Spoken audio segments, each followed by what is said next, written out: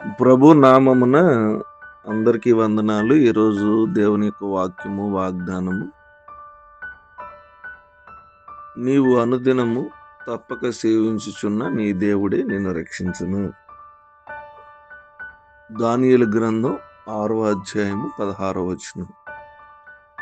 ప్రియమైన దేవుని బిడ్డలారా, నీకున్న పరిస్థితులను చూసి భయపడకు. నీవు ప్రతిరోజు సేవించుచున్న దేవుడు జీవగల దేవుడు, సర్వశక్తిమంతుడు. ఆయన నిన్ను శ్రమల్లో నుండి తప్పక విడిపిస్తాడు. దిగులు పడబాకు.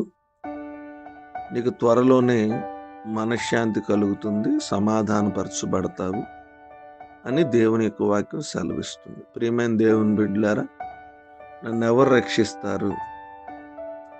ఈ క్లిష్టమైన పరిస్థితుల్లో నన్ను ఎవరు విడిపిస్తారు అనే భయం కానీ మన జీవితంలో ఉంటే, ఏ దేవుణ్ణి అయితే మనం అనుదినము సేవిస్తున్నామో, అనుదినము ఆరాధిస్తున్నామో, అనుదినము ఆయన మీద ఆధారపడి ఉన్నాము, ఆ దేవుడు మనని తప్పకుండా విడిపిస్తాడు, విడుదల చేస్తాడు అని దేవుని యొక్క వాక్యం సెలవిస్తుంది. ప్రియ దేవుని బిడ్డలారా, దేవుని మీద ఆధారపడదాం. దేవుడు మనల్ని ఖచ్చితంగా విడిపిస్తాడు. ఆయనే మనల్ని రక్షిస్తాడు.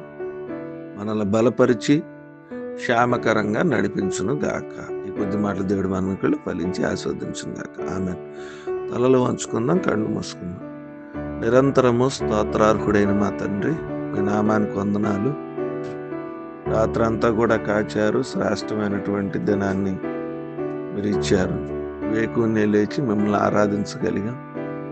మీ వాక్యపు వెలుగులో మమ్మల్ని దర్శించినందుకు మీ స్తోత్రాలు, వందనాలు తెలియజేస్తున్నాం.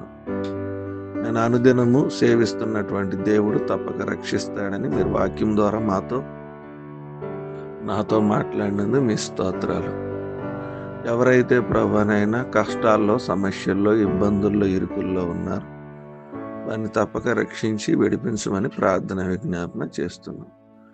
ప్రతి అవసరత తీర్చమని ప్రభువు పేరట వేడుకుంటున్నాం. ఈ దినమంతా కూడా కాచి కాపాడి సంరక్షించి సజీవుల లెక్కలో జ్ఞాపకం చేసుకోమని ప్రార్థన విజ్ఞాపన చేస్తున్నాం.